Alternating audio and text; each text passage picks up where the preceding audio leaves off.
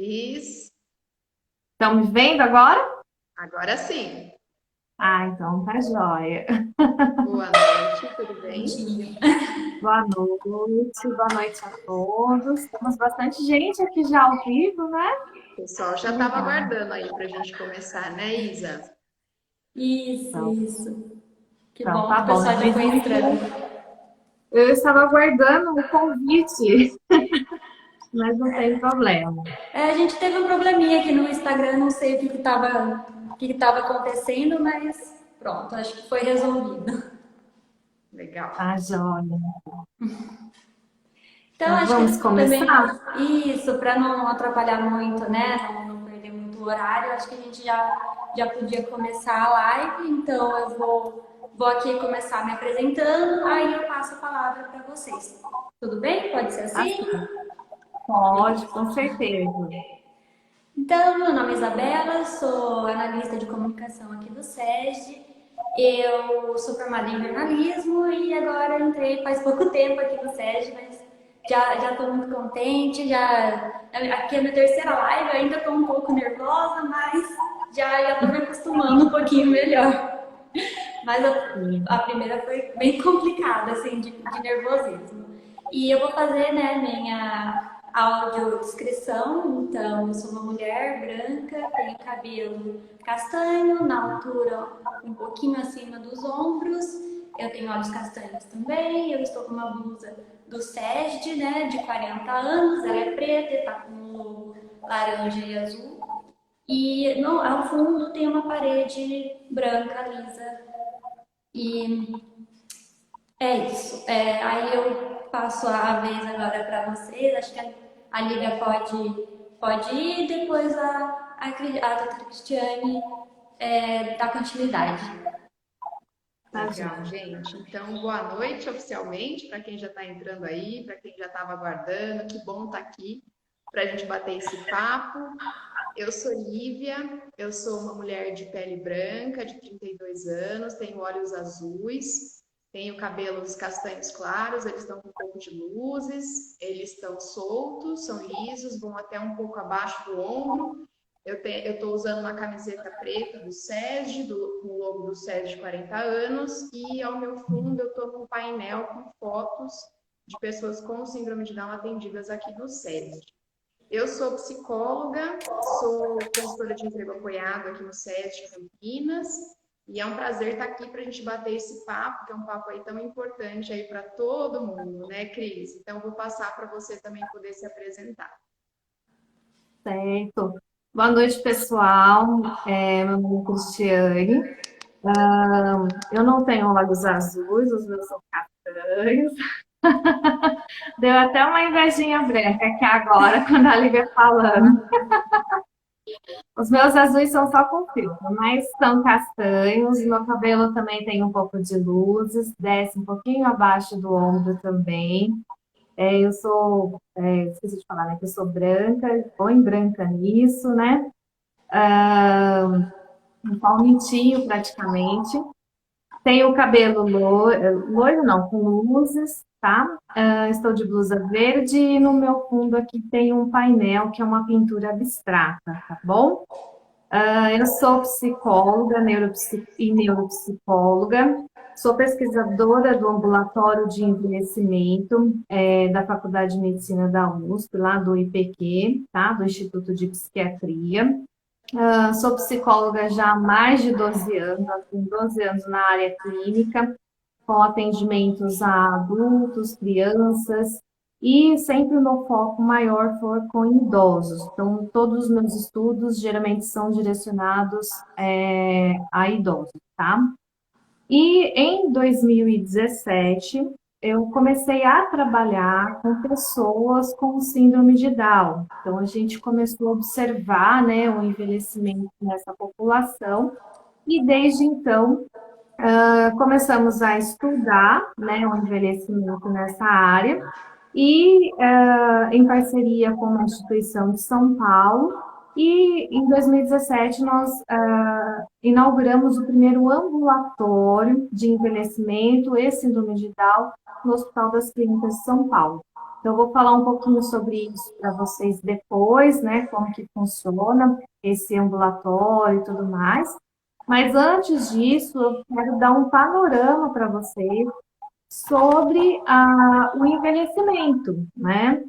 Então, antes da gente entrar na vertente, né, que é a síndrome de Down, que vai ser o nosso foco aqui hoje, eu gostaria de falar com vocês um pouquinho sobre o envelhecimento, que até um tempo atrás a gente não se falava muito, né, até uns 15 anos atrás, e agora nós estamos, de 15 anos para cá, com o aumento da população idosa, então muitos estudos têm saído a respeito e muito se fala a respeito, né, de como envelhecer de forma saudável, de como garantir a qualidade de vida nos próximos anos, ok?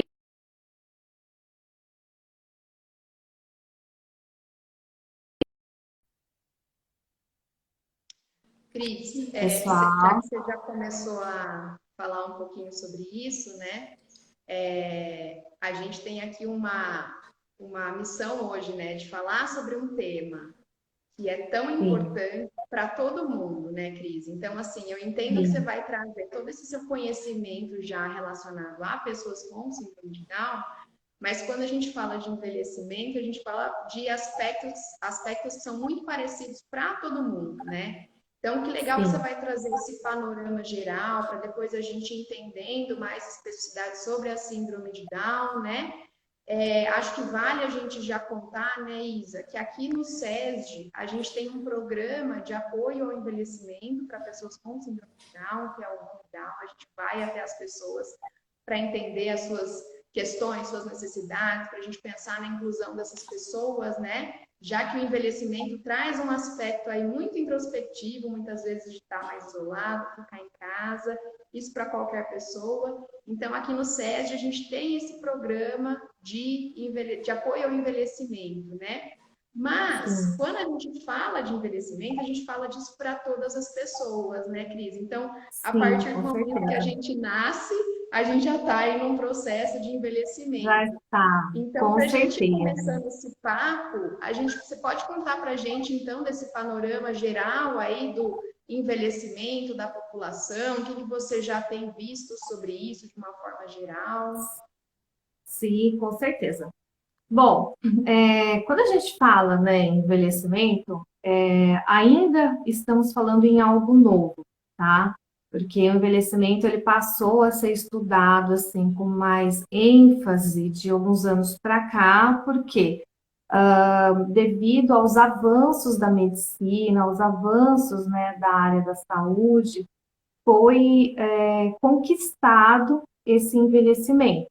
Então, antes nós tínhamos uma faixa etária, hoje nós temos outra faixa etária aí, né, que está se estendendo, então a média de vida ela tem aumentado à medida que a gente conseguiu aí, né, esses avanços na área médica e também na área de saneamento básico, né, que garante mais qualidade de vida para as pessoas, garante mais vida e as pessoas. As vacinas também, então a gente pode citar um monte de avanço, mas que está relacionado ao avanço da medicina. E aí, com esse avanço, né, então a gente foi percebendo na população geral que é, houve algumas questões que foram aparecendo, né? Então, dentre elas, além das doenças no sentido clínico, também no sentido neurocognitivo. Então, aí a gente começa a pensar nos tipos de demências, né? Demência de Alzheimer, demência de Parkinson, demência frontal, né?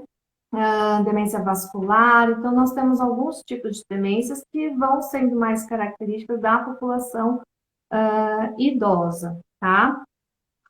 Então, isso nos trouxe, né, essa necessidade de estudar muito a respeito para pensar em possibilidades terapêuticas, não só de tratamento, mas também de prevenção, tá? E quando a gente fala nessas patologias, do envelhecimento, a gente tem que lembrar que também agora estamos nessa fase de descoberta que ela também é possível na população com síndrome de Down, porque antes a população com síndrome de Down vivia uma, uma idade X, hoje ela vive 2x. Graças ao avanço, né, na parte médica, principalmente na área de cardiologia, que garante a essa população essa condição de viver mais tempo. Entretanto, o que nós percebemos de diferença entre as pessoas no envelhecimento, né, comum e as pessoas com síndrome de Down?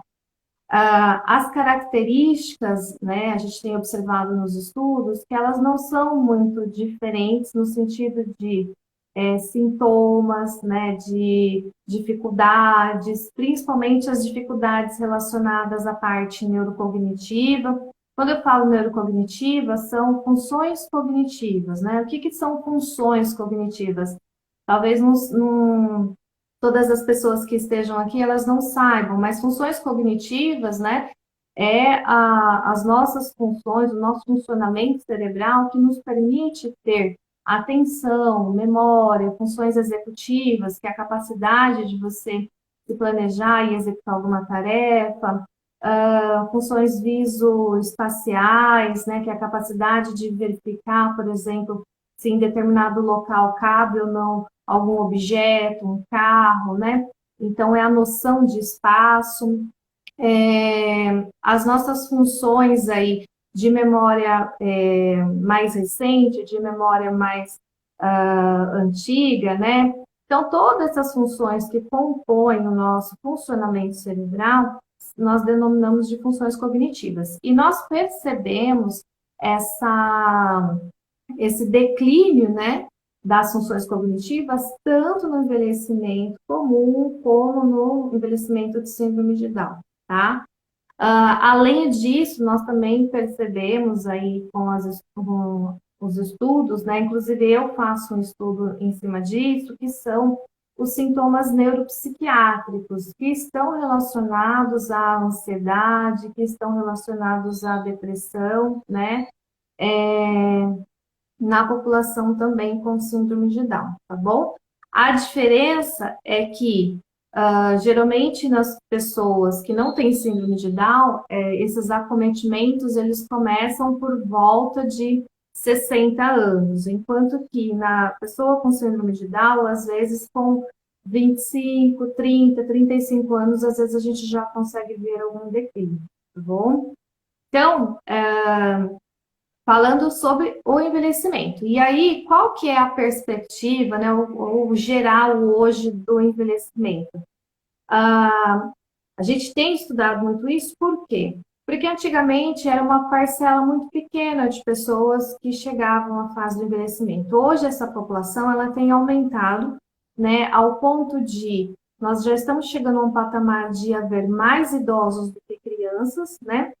E a estimativa é de que até 2050 nós possamos ter 22% da população, essa população seja idosa.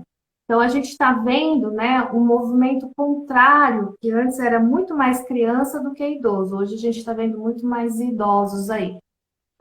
Até pela questão da taxa de controle de natalidade, até pelo estilo de vida que as pessoas estão vivendo. Então, nós estamos passando por uma transformação social que está nos levando para esse caminho de mais idosos e menos crianças, tá? E com isso, a gente tende a estudar mais nessa vertente, porque é o que está nos aparecendo aí por momento, ok? Alguma pergunta até aqui? Tá tudo tranquilo? Estão entendendo? Bem legal isso que você está dizendo, né, Cris? Porque a gente tem aí, então, toda essa mudança populacional, quando a gente pensa na Sim, idade das pessoas de uma forma geral, por uma série de motivos aí, pelo que você disse, né? Pelos avanços que a gente tem na medicina, né? As próprias condições de vida da população nesse sentido também. Então, quando a gente fala de envelhecimento de uma forma geral, essa parcela da população já está, né, crescendo e aí, consequentemente, das pessoas com síndrome de Down também, né? Por uma série de questões aí que acompanha aí a curva, né, populacional nesse sentido de idade, né, Cris? E aí tem uma série de questões, então, que levam a isso, né? Sim, exatamente. E aí, como que funciona, né, essa questão? Eu vou até entrar um pouquinho agora, né, a gente tem a questão da idade cronológica, né, que é ok, mas também do nosso estilo de vida, dos nossos estímulos, né, o quanto que isso influencia e o quanto que isso pode ser usado ao nosso favor para prevenir, né, possíveis patologias no envelhecimento. Então, é importante nós pensarmos assim como um todo, em duas vertentes, né? Então, nós temos a nossa mente e o nosso corpo, que trabalham interligados, né? Então, o nosso cérebro, ele é responsável, por exemplo, até o fato de eu estar mexendo, movimentando as minhas mãos aqui agora, nesse momento, é o meu cérebro que inconscientemente ele manda o estímulo, né? Ele manda esse estímulo e faz com que eu tenha esse movimento, tá? Então, tudo é o nosso cérebro que manda. Mas também tem os componentes clínicos que vão fazer muita diferença lá na frente, né? Principalmente cuidar da parte clínica, como hipertensão, diabetes, né? Cuidar dessa parte que a maior parte das pessoas hoje vem se atentando mais, mas que isso vai ajudar também a garantir uma qualidade de vida. E que na pessoa com síndrome de Down, também, né, há essas comorbidades, que é um alerta, né, porque quando a gente fala em envelhecimento, em problemas neurológicos, né, futuros, nós temos que pensar, assim, na doença de Alzheimer, que é uma das mais faladas, né, mas nós temos outras doenças também, de vertente vascular, né, de vertente clínica, que também compromete, aí pode comprometer a nossa saúde mental como um todo, tá? Então, o que já é muito claro para a gente nesse sentido? É importante cuidar da saúde mental e física, tá? E aí, o que seria esse cuidado? Que a gente vê um pouco de negligência também nessa parte de síndrome de Down muitas vezes, porque eu recebo isso, vou até falar um pouquinho sobre a experiência no ambulatório. Às vezes as mães, às vezes quem está ao redor, tenta agradar demais a pessoa. Então, assim, se ela me pede um doce, eu vou lá e dou o doce. Se ela me pede um sorvete, eu vou lá e dou o sorvete. Então, a gente trata muitas vezes a pessoa com síndrome de Down como uma pessoa coitada, assim, né? Então, vamos fazer como se fosse uma criança. E isso não contribui para a evolução dessa pessoa e para a saúde dela, né? Então, a gente acaba reforçando a parte alimentar não adequada, que vai comprometendo a parte clínica, que também já é uma pré-condição, assim, a maior parte deles tem problemas de tireoide, né? Então, vai tendo outras comorbidades que vão afetando a saúde como um todo, mas também vai afetando aí a parte, principalmente a parte de humor, né? Humor e depois a parte cognitiva. Então, quando nós falamos em envelhecimento ou até em cuidado, né, os cuidados para o envelhecimento, nós temos que pensar na parte clínica, isso para todos, e na parte cognitiva, na parte mental. Para a parte clínica, é alimentação saudável, prática de atividade física, né, estabelecimento de limites entre trabalho, entre atividades obrigatórias e o lazer, né? Prática, às vezes, de uma espiritualidade, de uma crença, de alguma coisa que lhe faça sentido. E na parte cognitiva é praticar aprendizado. Porque o que é uma estimulação para a sua mente? É aprender. Por isso que é muito importante, né, qualquer pessoa com síndrome de Down, sem síndrome de Down, passar a vida toda estimulando o seu cérebro com novos aprendizados. A gente só estimula a nossa mente quando estamos aprendendo. As coisas que você faz no seu dia a dia elas já são automáticas, então elas acabam não te estimulando, né? Então não lhe causa aprendizagem, não lhe causa novas conexões neurais ali, que pode fazer com que você garanta um pouco mais da parte cognitiva, né? Garanta um pouco mais de saúde nesse sentido, tá? E aí o que que ocorre? Então nós nascemos, produção neural muito grande, aí vamos indo, aprendendo, aprendendo, aprendendo. Quando chega na casa de 30, 40 anos, a gente já, o que tinha de aprender, a gente se dá por saciado, né? Então, se tinha de aprender uma segunda língua, a gente já aprendeu, se tinha de fazer um curso, já fez. Então, a gente tende a ficar muito no automático. E aí, depois chega por volta de 60 anos, que quando vem a aposentadoria, aí a gente fala assim, ai, não quero saber de mais nada, quero só vida boa, né? Quero aproveitar a vida boa, mas esse aproveitar é sem se estimular, é sem o esforço cognitivo. E aí é onde começa esse declínio cognitivo por falta de estímulo para o nosso cérebro. Então, o aprendizado, ele serve como uma forma de proteção para retardar o aparecimento de alguma doença neurocognitiva. E isso é válido para a pessoa com síndrome de Down e a pessoa sem síndrome de Down. Então, o aprendizado, ele faz com que você tenha uma reserva cognitiva. O que é uma reserva cognitiva? É uma capacidade de aprendizagem, que é uma capacidade cognitiva que te ajuda que vai te ajudar como um neuroprotetor, né, para não desenvolver essas doenças ou para retardar, né? Então, quando a gente fala, por exemplo, sobre a estimulação cognitiva, a reabilitação cognitiva, então nós estamos falando de exercícios de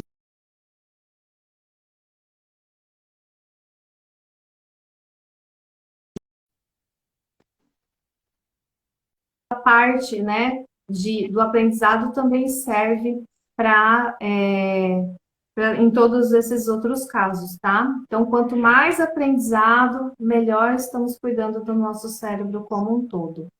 Então, me perguntando aqui, quando procurar uma neuropsicóloga, né? Poucas pessoas sabem, na verdade, o que é neuropsicologia, que também é uma ciência nova, né? Ela tem aí alguns anos que ela vem sido mais enfatizada, mais procurada, né? Porque ela surgiu, ela vem sendo muito procurada, principalmente por crianças, mães de crianças, né? E por idosos para avaliação, que essas avaliações incluem tanto avaliação de inteligência, avaliação para algum auxílio diagnóstico, né? Como também a avaliação cognitiva quando se trata de idosos, tá? Então, o neuropsicólogo, ele vai aplicar testes e fazer a interpretação desses testes, né? Baseado no que nos estudos, né, que já foram realizados e que tem um parâmetro. Então, existe um parâmetro do que se espera em termos de escolaridade e idade para cada idade. Então, eu tenho um parâmetro de processo atencional, de memória recente, né, de memória operacional, de funções executivas, de atenção concentrada e dividida e alternada. Então, existem esses parâmetros para cada idade e escolaridade. Então, nós vamos lá, aplicamos esses testes especializados para verificar, né, se aquela criança, aquele adulto, aquele idoso está apresentando um desempenho de acordo com a idade e escolaridade dele. É recomendado, geralmente os neurologistas recomendam, os psiquiatras recomendam, e às vezes até o psicólogo quando há alguma investigação. Então, por exemplo, avaliação neuropsicológica para investigar TDAH, para investigar autismo, para investigar se está com comprometimento cognitivo leve ou se já tem um Alzheimer instalado. Então, ele vem como um auxílio para diagnóstico, tá? E torna-se importante pela sensibilidade que ele tem, no sentido de, às vezes, no exame de neuroimagem, para você ter ali nítido, né, alguma alteração, significa que no dia a dia da pessoa, aquele comprometimento ele já tem que estar bem avançado, tá? Para a gente ver em termos estruturais. Enquanto que na avaliação neuropsicológica, sendo mais sensível, ela vai captar de uma forma mais precisa em qual área está afetada, em qual área a pessoa tem dificuldade, para, a partir disso, estabelecer uma conduta terapêutica de reabilitação, tá? Então, ela é mais sensível do que um exame de neuroimagem. E aí, quando procurar, geralmente outros profissionais acabam encaminhando ou quando há dúvida de algum diagnóstico, independente de qual seja algum desses diagnósticos que eu mencionei, ou idade, tá? Legal. Tem mais perguntas? Eu acho que alguém mais fez uma pergunta aqui que já passou. Se vocês conseguirem ver. Eu acho que era sobre como incentivar, né, essa capacidade cognitiva em casa. Acredito que era isso a pergunta. Sim. Há várias formas de a gente fazer essa estimulação, né? Então, consultora neuropsicóloga, eu vou já responder essa parte aqui. Eu vou responder a primeira pergunta da estimulação e depois essa daqui de quando encaminhar, tá? Então, assim, a estimulação ela pode ser feita de diversas formas. Só que a gente pensa em estimulação quando ela é feita de acordo com a necessidade do paciente. Então, um exemplo. É importante entender qual é a necessidade daquele paciente para não ficar fazendo uma coisa que às vezes ele não precisa. Eu vou dar um exemplo. Se eu pegar e der uma revistinha para um paciente com caça-palavras, né? Então, vamos supor, estou estimulando, estou dando lá a revistinha. Mas ele vai, se ele ficar só fazendo caça-palavras, ele vai ficar estimulando apenas uma função cognitiva que, de repente, não é o que ele precisa mais. Então, por isso que é importante essa avaliação neuropsicológica para entender. Então, a pessoa ela tem mais dificuldade na parte de linguagem, na parte de memória, de atenção, qual que vem primeiro, né? E a partir disso, fazer esse treino de acordo. Mas, no geral, como que podemos fazer uma estimulação? Então, a estimulação, como eu falei, aprendizado. Então, nós temos aprendizado de cunho auditivo, verbal, né? Então, por exemplo, quando eu ouço uma notícia no jornal e acabou o jornal, eu tento recuperar aquela informação, eu estou fazendo uma recuperação imediata aí, então eu estou fazendo um estímulo para a minha memória. Quando eu tento lembrar dessa notícia amanhã, depois de amanhã ou depois de um período, eu também vou estar tentando recuperar aquela informação, então de alguma forma eu também estou me estimulando. Quando eu estou, por exemplo, prestando atenção em todos os itens que tem na minha casa, eu fecho os olhos e eu tento lembrar o que eu tenho ali em casa, então eu estou fazendo uma estimulação da minha memória visual, né? E do meu processo atencional, então é um outro tipo de estímulo. Quando eu estou indo, por exemplo, ao supermercado, aí eu faço isso, tá, gente? Não é todo mundo que faz, mas eu faço. Principalmente com o preço das coisas que está agora. Então, eu vou colocando as coisas no carrinho e vou mentalizando quanto que eu estou gastando para a hora que chega no caixa. Minha alegria é ter adivinhado o valor, né? Ter pensado no valor. Então, saber o valor que vai dar a minha compra. Isso é um estímulo, porque eu estou fazendo cálculo mentalmente, então eu estou usando meu processo atencional, estou usando a minha área que é responsável pela parte de cálculo, né, da matemática, que é uma área mais específica. Então, eu estou me estimulando. Além disso, isso me faz também, então, um exemplo, Cris, quando eu vou no mercado, eu vou esse mês, eu lembro o preço das coisas do mês passado. Por quê? Porque eu prestei atenção. Então, eu usei o meu processo atencional, né? E aí, quando eu vou agora e comparo, eu estou usando a minha memória. Então, há diversas formas da gente ir fazendo esse treino, né? Quando eu uso, por exemplo, uma agenda de papel, que eu estou escrevendo, que eu estou fazendo um planejamento, que eu estou escrevendo uma receita, alguma coisa assim, parece que não, mas eu estou fazendo uma estimulação, né? Então, tudo que é aprendizado, tudo que te faça escrever, tudo que te faça pensar, tudo que te faça ter que recordar alguma coisa, né? Então, lembrar o número,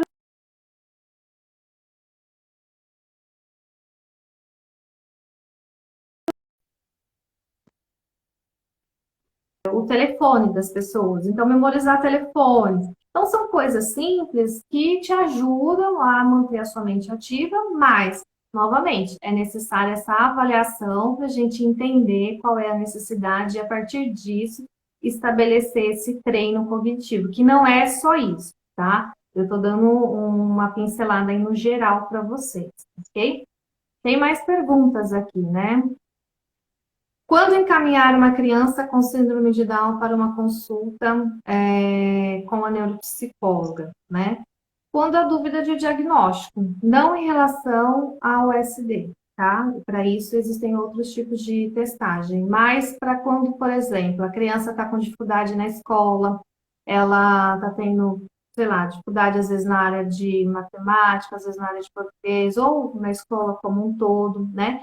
Então, é muito comum ver pessoas com síndrome de Down com outros diagnósticos associados, né? Às vezes uma deficiência intelectual, às vezes autismo. Então, a gente tem que ver bastante no consultório, no ambulatório, casos assim, que às vezes não é a questão da síndrome de Down, mas às vezes outros diagnósticos associados. Então, é importante, né? Nós temos todo o diagnóstico bem estabelecido para, a partir de um diagnóstico correto, estabelecer uma conduta terapêutica que seja eficiente, né? Então, às vezes, quando o paciente ele não tem esse diagnóstico, então fica difícil você estabelecer uma conduta terapêutica, porque você está tratando o quê, né? Então, aí a avaliação vem nesse sentido, principalmente quando a gente desconfia de alguma dificuldade cognitiva para a criança, para o adulto ou para o idoso. Daí a gente manda para poder fazer essa avaliação e ter essa resposta, tá? Então, essa seria a resposta da Beth, né? Deixa eu ver quem mais que tem aqui. Tem uma outra da Denise. Referente ao diagnóstico que você falou, tem como prever o futuro? Se vai acontecer algo mais para frente? Seria preventivo para o idoso? Prever o futuro, não. A gente ainda não tem essa Temos possibilidade, bola de cristal, né, infelizmente. Cris? Né? Mas a gente tem, assim, ações que podem nos ajudar em relação ao futuro, né? Então, assim, uma pessoa que cuida da sua saúde, vamos supor, da sua alimentação, faz atividade física, ela vai ter um risco muito menor de ter algum problema cardiológico no futuro em relação àquela que não faz nada disso. Uma pessoa que se estimula muito mais em termos cognitivos, ela vai ter muito menos probabilidade de desenvolver uma doença de Alzheimer do que aquela que não se estimula. E também tem uma outra questão que, ao longo desses anos, foi observado que pessoas com escolaridade menor têm uma possibilidade maior de desenvolver o Alzheimer, né? Isso nos mostra, mais uma vez, o quanto que é importante o aprendizado, né? Então, não é a escola em si que vai te ajudar na prevenção, mas é o que a escola lhe possibilita. Então, o que acima de 8 anos, né, que eles falam de estudo, isso vai te garantir um salário melhor, mais acesso à cultura, mais acesso à informação, mais acesso a passeios, né? Então, como consequência, tudo isso acaba refletindo aí como algo que vai te ajudar, né? Vai ser um neuroprotetor aí em relação à patologia, tá? Cris, e aí, entrando nesse assunto que você está dizendo aí sobre as possibilidades da gente estar nos espaços, né? Então, isso que você trouxe da reserva cognitiva, né? A gente tem aí uma série de recomendações gerais que a gente tem, né, sobre alimentação, exercício físico, mas você trouxe uma coisa muito importante, que é a questão da gente estar aprendendo, tá sendo estimulado o tempo todo, né? E aí, Sim. pensando nas questões de inclusão, Cris, então, assim, estar na escola regular, estar trabalhando, né, para uma pessoa, por exemplo, com síndrome de Down, como que a inclusão, então, tem a ver com isso que você está trazendo? A inclusão ela é essencial, né? Porque assim, quando você. E aí entra uma questão que eu falei ainda há pouco, que a gente percebe muito assim, que os familiares de pessoas com síndrome de Down tendem a criar uma bolha e deixar essa pessoa nessa bolha.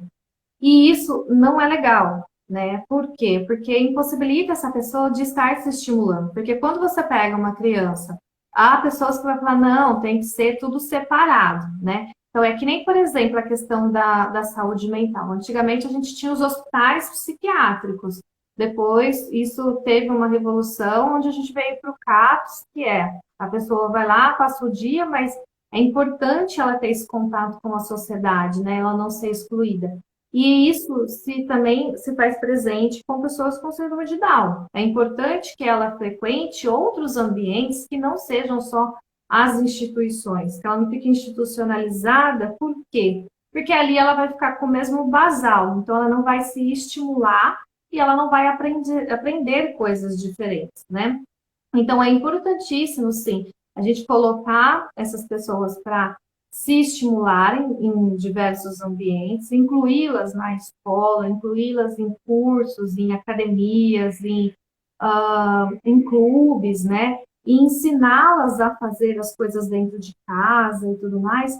E eu vou até dar um exemplo, né? Uma das dificuldades que a gente tem hoje de fazer as avaliações é quando você pergunta, por exemplo, para a mãe, ele é capaz de preparar uma xícara de café? Ele é capaz de preparar a sua própria refeição? Aí a gente fica assustado porque a resposta é não sei, nunca deixei fazer isso. Então, assim, como que a gente vai saber se é capaz ou não, né? E por muitas vezes é capaz, só que a família ela acaba cortando isso, né? Acaba impossibilitando esse treino, né? Essa evolução. Então isso acaba comprometendo. Aí quando você pergunta, é capaz de fazer uma ligação? Não, não deixa pegar o celular, não deixa pegar o telefone, né? Então isso e é muito comum, tá? A gente vê aí, nesse último estudo que eu estou fazendo, eu estou em torno de 70 pessoas avaliadas agora, mas eu também tenho os meus colegas que também fazem avaliações das AVDs, que fala, né?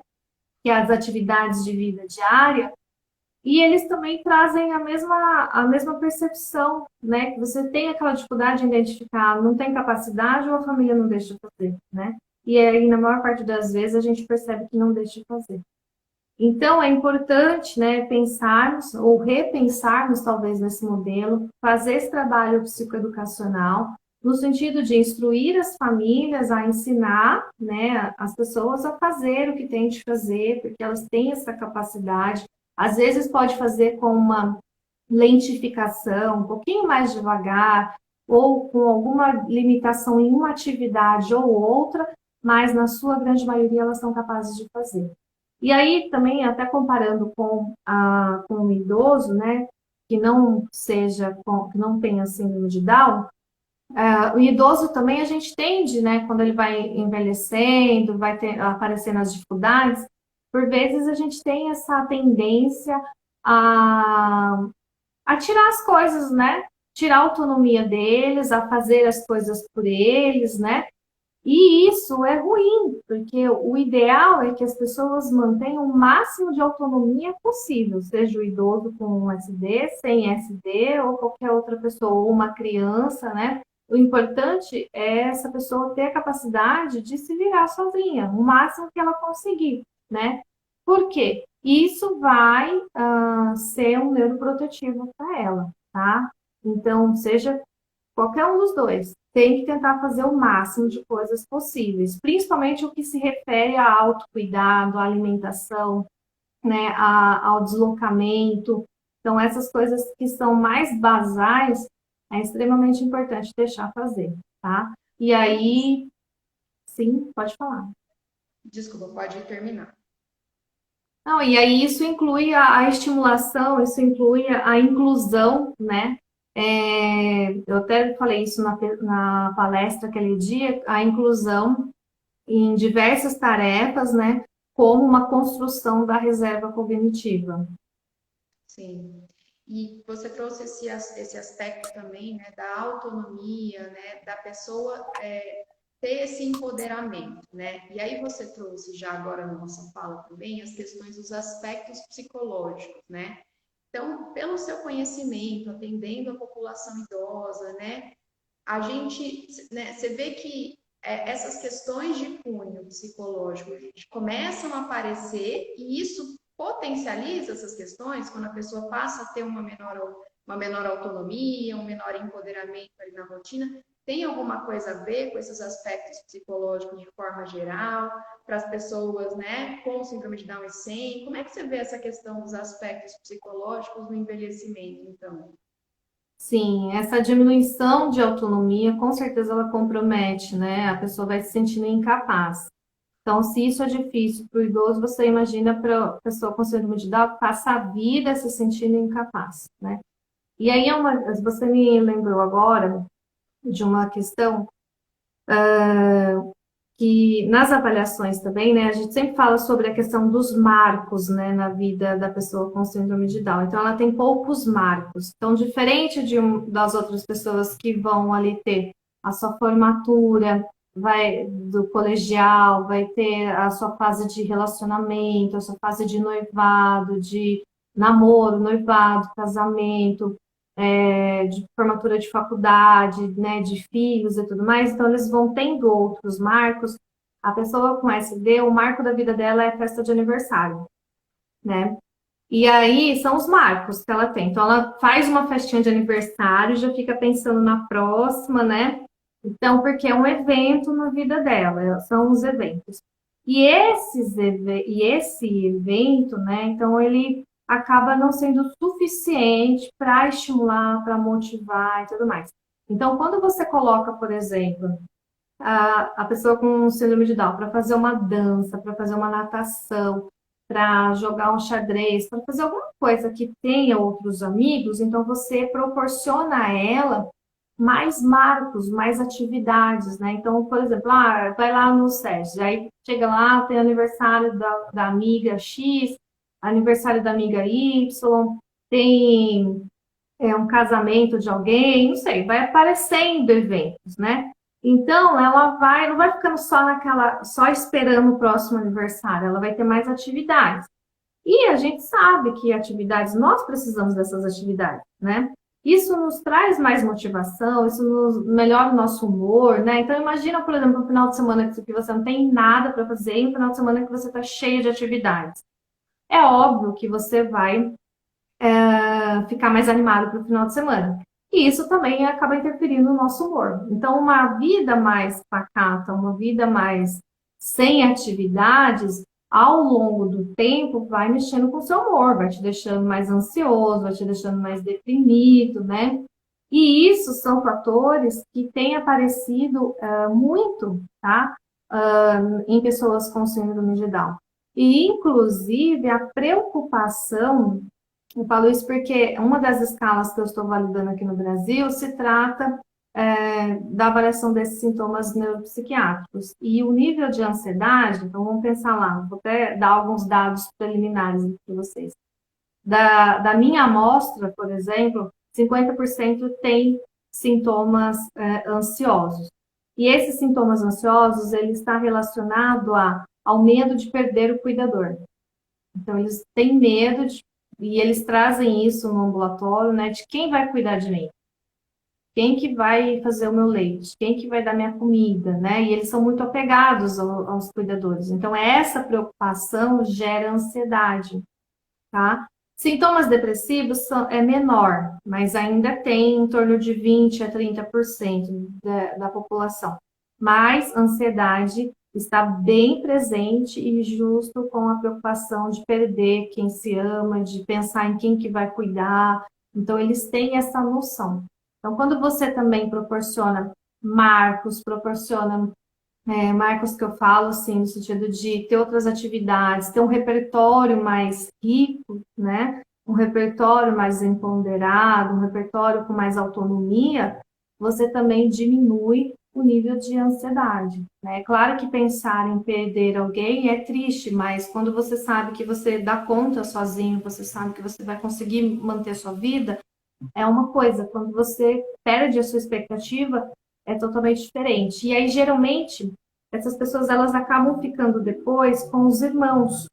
Então, elas passam sendo cuidadas a vida toda pelos pais, né, que vão se adaptando, vão tentando ali entender e se estimulando, e depois chega um ponto que cai na mão dos irmãos que não sabem exatamente como cuidar, que não sabem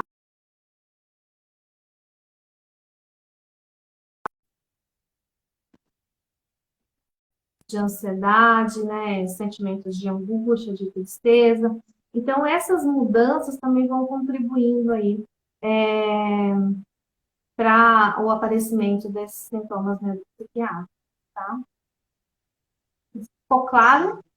Sim, sim. E aí eu acho que está tudo muito ligado, né? As questões de inclusão, as questões de autonomia, as questões cognitivas, as questões Sim, psicológicas, né? Você fez uma linha sim. de raciocínio que eu acho que dá para a gente ligar tudo o que você disse e reforçar mais uma vez a importância da inclusão. Então, estar em espaços, né? Escolas regulares, né? A faculdade, a gente teve uma live segunda-feira, Cris, da mãe de uma pessoa que a gente atende contando sobre a matrícula da faculdade, né?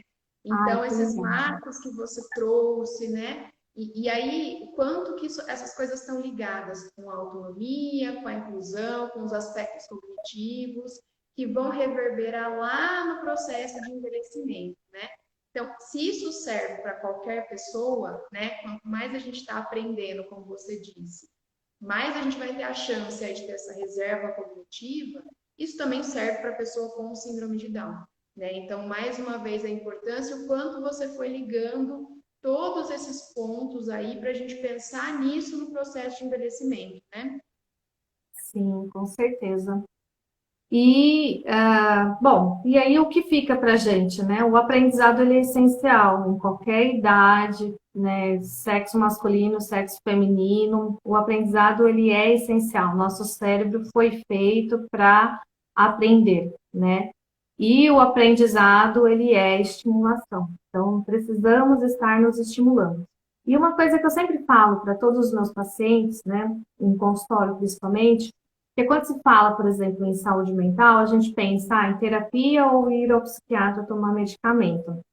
Mas, na verdade, a nossa saúde mental e a nossa saúde clínica também, que é essa junção, a gente tem que ter alguns cuidados, né? E neles entram as refeições, né, de formas saudáveis, a prática de atividade física, o estabelecimento de limites entre atividades obrigatórias e lazer, o aprendizado, a espiritualidade, né? Então, tudo isso são fatores para a gente olhar e falar assim, ué, como é que está, né, esses fatores na minha vida? O quanto que eu tenho me dedicado a isso?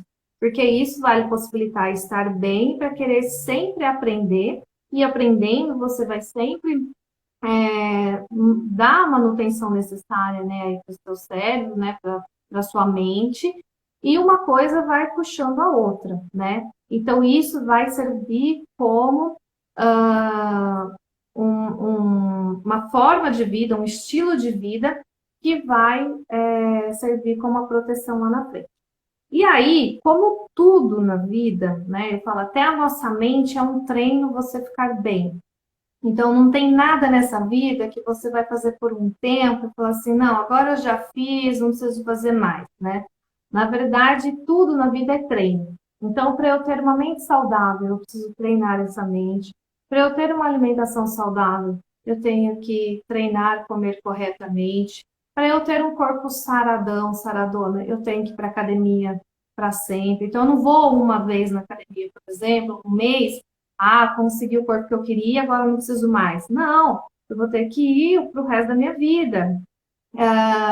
Alimentação saudável, então não adianta eu comer, fazer dieta um mês e depois deixar de lado, esculachar. Eu vou ter que fazer dieta o resto da vida se eu quiser ter uma vida saudável, né? E por que seria diferente com a nossa mente?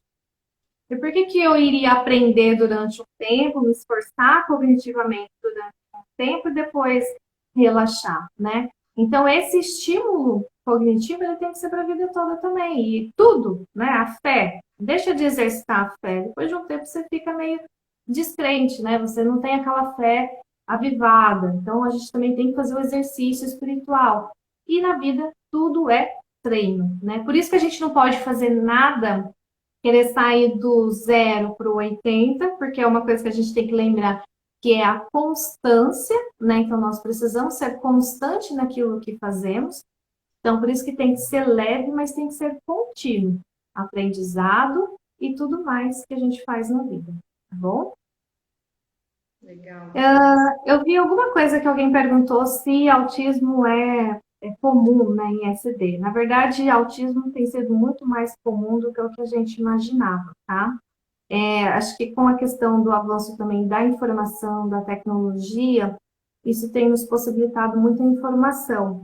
E a quantidade de crianças com autismo que tem vindo para o consultório, né, que as mães estão identificando, então tem sido alta também, seja com SD ou não, tá? A SD que eu falo é a sigla de síndrome de Down. Então, tudo a gente tem visto demais no consultório, seja autismo, seja TDAH, seja Alzheimer. Aí a gente pode pensar, Cris, existe mais hoje do que antes, né? Que anteriormente? Não necessariamente, é que às vezes a informação, né, tem chegado mais às pessoas, elas têm tido mais facilidade em identificar e procurar ajuda. Então, autismo como um todo também tem sido um outro tema aí muito discutido, né, muito repercutido aí, mas não só em SD. Entretanto, pessoas com síndrome de Down geralmente são acometidas também com autismo ou com deficiência intelectual, tá? Ficou Cris, alguma pergunta para trás? Acho que não, acho que a né? Isa pode ir retomando aí se ficou, né? Mas assim, para a gente ir caminhando agora então para a nossa conversa final aqui, você já trouxe ao longo da sua fala, né, várias estratégias de uma forma geral para a gente pensar, né, toda essa estimulação ao longo do nosso dia, né, isso para qualquer pessoa, incluindo pessoas com síndrome de Down. E aí você falou uma coisa importante agora, que é não ir geralmente do 0 para o 80, né? Do 8 para o Uhum, 80. sim. O que você deixaria assim de mensagem final para quem está assistindo, para então começar a pensar na importância disso, né? Desse estímulo ao longo do dia, né? Dessas questões que a gente vai melhorando a nossa qualidade de vida, pensando lá na frente, no envelhecimento. Quem já quer pensar agora, lá na frente, sejam pessoas com síndrome de Down, né, ou não, que mensagem assim que você deixaria para as pessoas que querem começar a pensar nisso? Buscar o equilíbrio, né? Buscar o equilíbrio nesses fatores que eu mencionei anteriormente, até porque hoje, né, a própria Organização Mundial da Saúde já se fala que saúde mental, você ter saúde mental não é você ter a ausência de uma patologia, mas ter esse equilíbrio.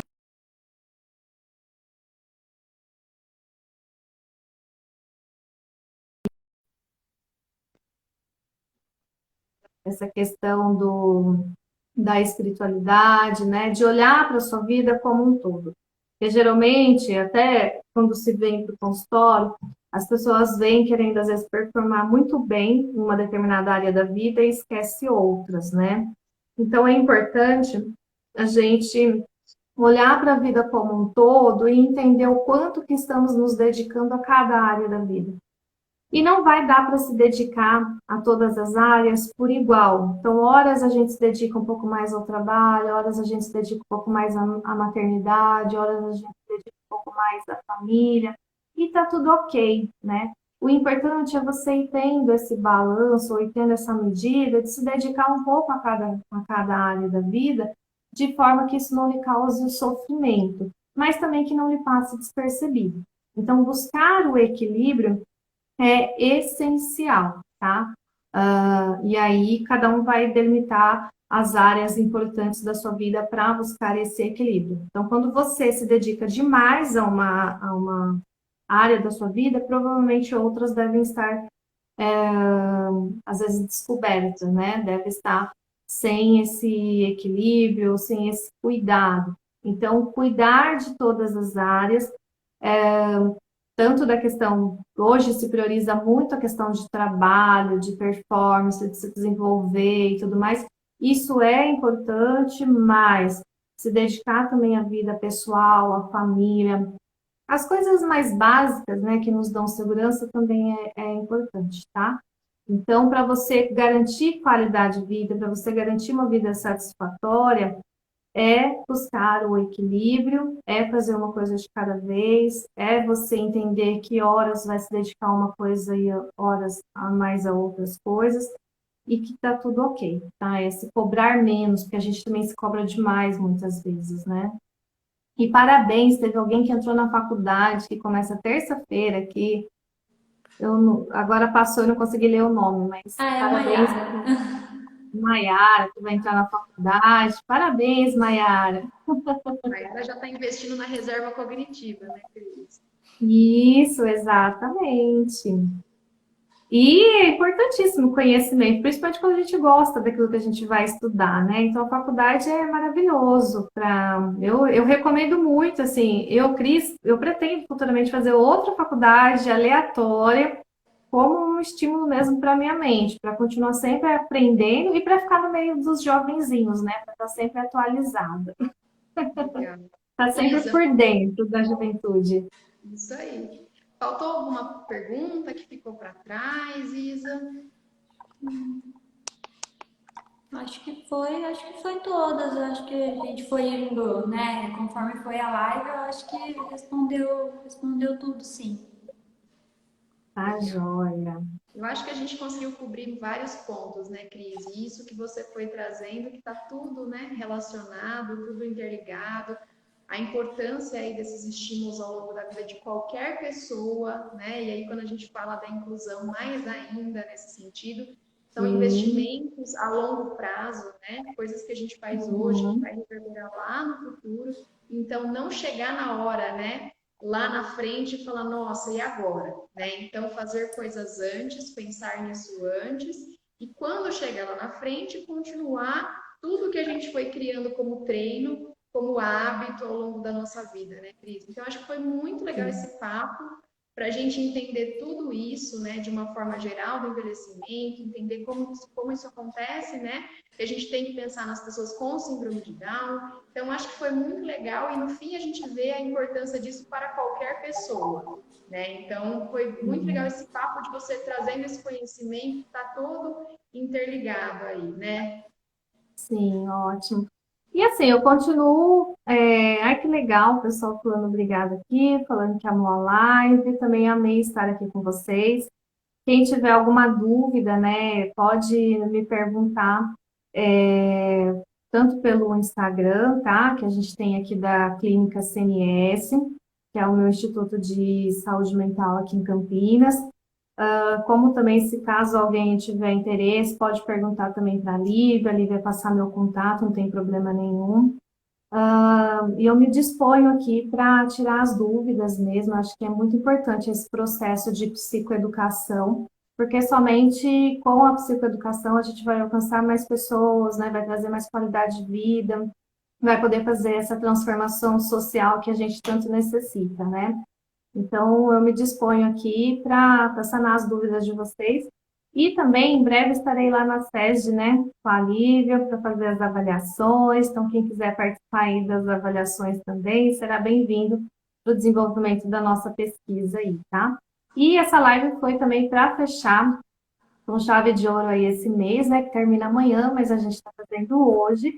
Que em março, dia 21, é o dia Internacional da Síndrome de Down, é uma data que a gente tem que comemorar muito, né? Principalmente todos os avanços que tivemos até agora, né? E continuar nessa luta aí para a gente descobrir mais coisas, trazer mais qualidade de vida. Porque ciência, gente, às vezes as pessoas não valorizam, mas é a ciência que nos traz resposta, né? É a ciência que faz com que nós possamos descobrir coisas que vai interferir na nossa vida, que vai nos dar qualidade de vida, que vai nos trazer mais anos de vida, né? Então, fazer ciência é importantíssimo. E eu amo fazer ciência, amo ensinar, amo transmitir o pouco que eu conheço aí, né? E amo também clinicar. Então, quem precisar realmente, eu me disponho, seja por telefone, seja por o Instagram, seja aqui no meu consultório também em Campinas, tá bom? Me disponho aí para vocês. Que ótimo, Cris. Queria te agradecer, então, a disponibilidade, né? Como a Imagina. Cristiane falou, a gente está com uma parceria muito legal, de uma proposta, de um projeto, para a gente continuar entendendo todos esses aspectos que ela mencionou aqui ao longo da nossa conversa, né? Então, depois, quem quiser saber mais, né, pode nos procurar. A gente já está vendo que a Cristiane é super disponível aí para a gente continuar conversando, né? Ela Sim, trazendo todo esse conhecimento que é tão importante para a gente investir em qualidade de vida, que é uma das nossas missões aqui no SESD também, né? Pensar na inclusão, na qualidade de vida, na autonomia, né? Então a Cris vem como uma super parceira para a gente potencializar isso que a gente faz, né? Contribuir nesse sentido também. Então, depois, quem quiser saber mais, pode entrar em contato com a gente, né, Isa? A gente também faz a ponte com a Cris. Então, Cris, queria te agradecer muito por toda a sua disponibilidade, toda a sua didática aí para a gente conversar sobre o tema, toda a sua imagina. transmissão de conhecimento aí para a gente continuar conversando. É um papo assim, eu nem vi a hora passar, de tão legal que foi É a gente verdade. trocando ideia, Passou conversando, rápido, né? passou muito rápido. Então, muito obrigada, viu? Imagina. Eu que agradeço a oportunidade de estar aqui com vocês, meninas. Muito obrigada. Obrigada, Lívia, também, que né, pôde vir aqui com a gente. A gente está fechando, né, esse mês da síndrome de Down muito bem com essa live. Eu achei que foi super boa, super legal. Eu também, assim, nova aqui, também muito conteúdo. Achei que foi incrível. Muito obrigada. Obrigada, Lívia. Obrigada a quem participou aqui também no chat, mandou perguntas. Pô, acrescentou bastante as perguntas do pessoal, então, muito obrigada. Imagina, eu que agradeço, pessoal. Um beijo para vocês. Vou voltar para os meus atendimentos aqui até às 10 ainda. Bom Um trabalho. beijo.